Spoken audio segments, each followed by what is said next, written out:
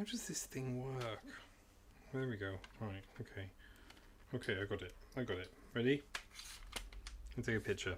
Ready? 3, 2, 1, smile!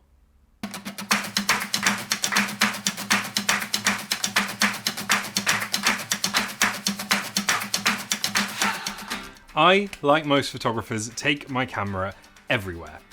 Family events, days out, holidays. I'm the guy that's always walking slightly behind the rest of the group because I want to take a picture of a butterfly on a flower. Yeah, that's me.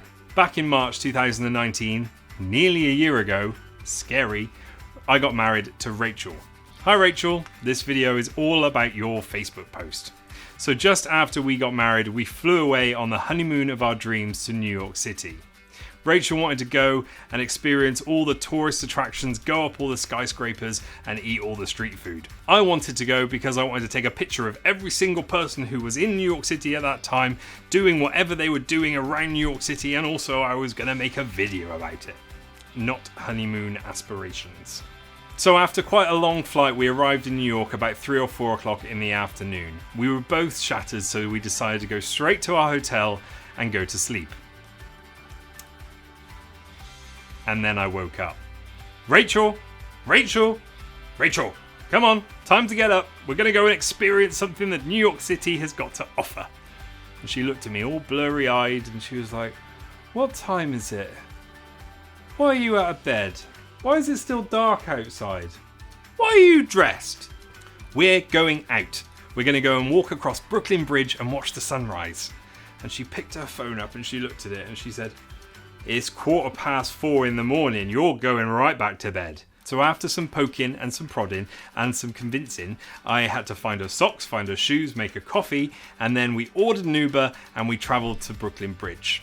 When we got there, the bridge was a sight to behold. It was absolutely phenomenal. With the sun just coming up over the buildings behind it, it was just a once-in-a-lifetime opportunity. So the very first thing I did was get my camera out and start taking pictures. I made my way over to the river and I wanted to get a picture of the bridge in all its glory with the sun coming up over the top whilst Rachel was shivering next to me. What a brilliant husband she had just married. I gave her my coat, I gave her a coffee, I warmed her up, and then we started making our way over the bridge. So this journey normally takes about 30 minutes when the bridge is packed full of tourists. And for us, who had the bridge to ourselves, pretty much it took an hour and a half. And that's because I wanted to take a picture of everything.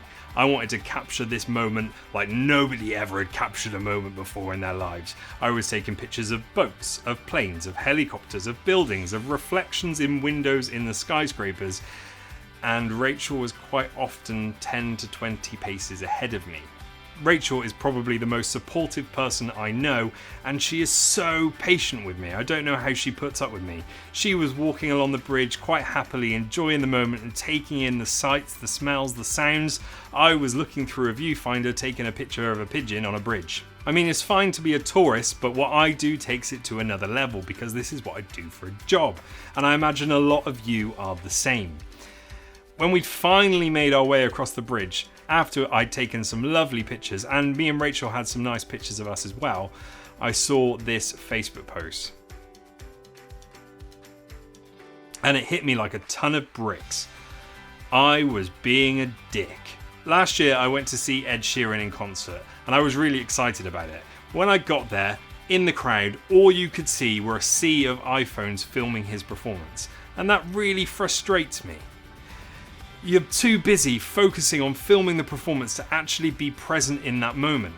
You're never going to watch the video again. Maybe you'll watch it tomorrow, but you're never going to watch it past that. You're never going to post it anywhere. And you might as well be at home watching it on your phone in bed. The only thing you're gaining is backache.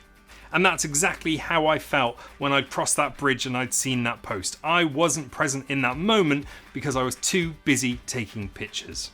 Rachel said she didn't mind at the time, and she still says she doesn't mind now. But that's not the point. I mind.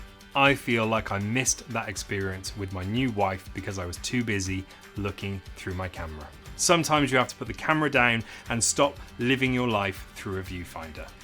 This opinion is probably quite controversial, and I imagine the older generation of photographers and videographers will agree with me because they've missed some experiences in their lives because they were looking through a viewfinder, and the younger ones will be like, no, you have to capture every single image possible. This is just my opinion, and this is how I'm going to live my life. Thank you for watching, and I will see you again tomorrow.